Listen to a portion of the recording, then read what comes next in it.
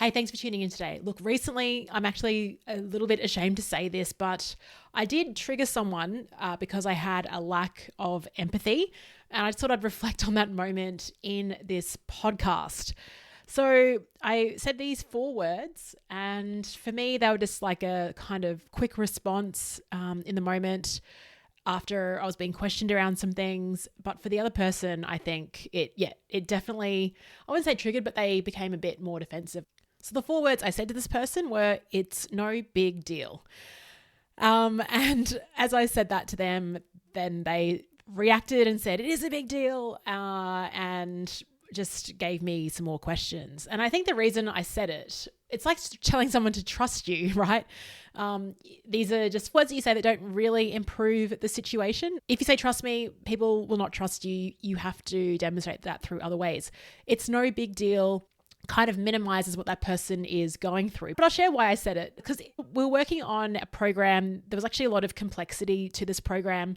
And this wasn't the client, this was someone I was collaborating with who was support on that project.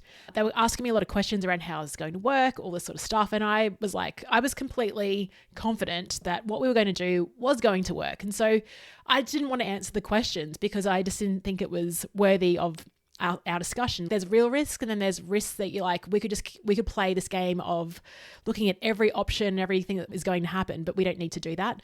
I've just watched the Osama bin Laden documentary on Netflix, by the way, which is incredible.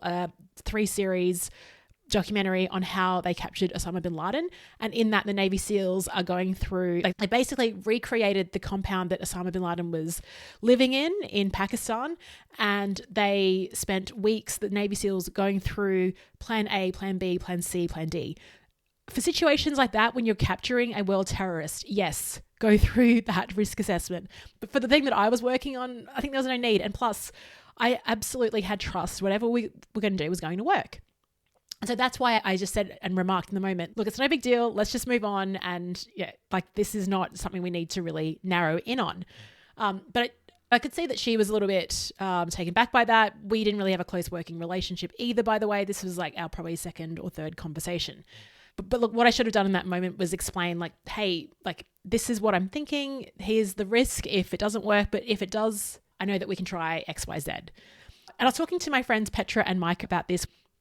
We did our friend tour catch up, our 90-day catch up the other day. I've recorded an episode a while ago where we actually shared a debrief on that. But I was sharing them this conversation I had with this lady, and this created dialogue on the concept of trusting yourself, or as Micah would say, self-efficacy. Where self-efficacy is the belief that you can take effective action in a specific situation. For example, even if the microphone cuts out or the crowd is flat, I know that I can still adapt and still deliver. And I had high self-efficacy in the situation because I've done a lot of the stuff before. I've worked with global audiences. Even on my wedding day, the venue changed. I've actually been through a lot of the stuff before, and no one dies. It's always been a success. It may not be perfect, but it is successful. And that's what we're really aiming for. Saying that though, I do think there were 2 probably different criteria and expectations. My criteria is one of success. I think hers was one of perfection. So that was the first kind of expectation mismanagement we had. If I go back to self-efficacy and Albert Bandura's work, which I learned in Psych 101, but then Micah reminded me of it again last week.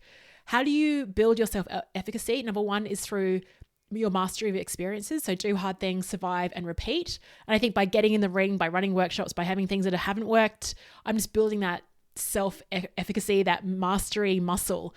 And I just trust that if things go wrong, it's okay. Like, we'll figure it out. And I have really high faith that's going to happen. The second thing is through vicarious experiences. So if you see someone that is similar to you and they're doing things that you want to do, then that gives you confidence that you can do it yourself. The third is social persuasion, so the right nudge at the right time. So this is when you have mentors or people that tap you on the shoulder and say, hey, I think you can do this, you're capable of more. They give you these kind of stretch opportunities. So having a great boss that can stretch you and put you into the deep end, but also give you that support is really powerful.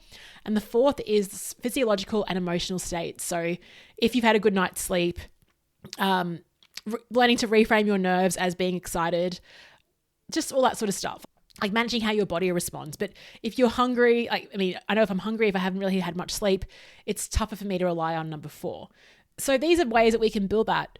And I think self-efficacy maybe is definitely contextual. When I'm thinking about Everest Base Camp as a challenge, I don't really have high self-efficacy there because my mastery of the experience, I haven't done multi-day hikes. This is a real stretch for me.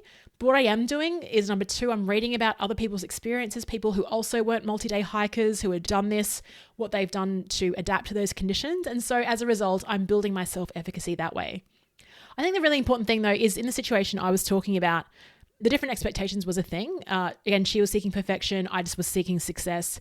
She hadn't done anything like this before, so she was really outside of her comfort zone. As a result, she couldn't really trust me. She didn't even know me as well. So there we go. That was another thing. But after we did the thing, and it actually went really well, it was very successful. I would say even close to perfect. She realized then like, oh, I didn't realize what you meant by this. And so yeah, there's a bit of a communication breakdown as well. There's some points in time where, and this is where like it's definitely a weakness of mine. One of my number 1 strengths is ideation in the Clifton Strengths profile.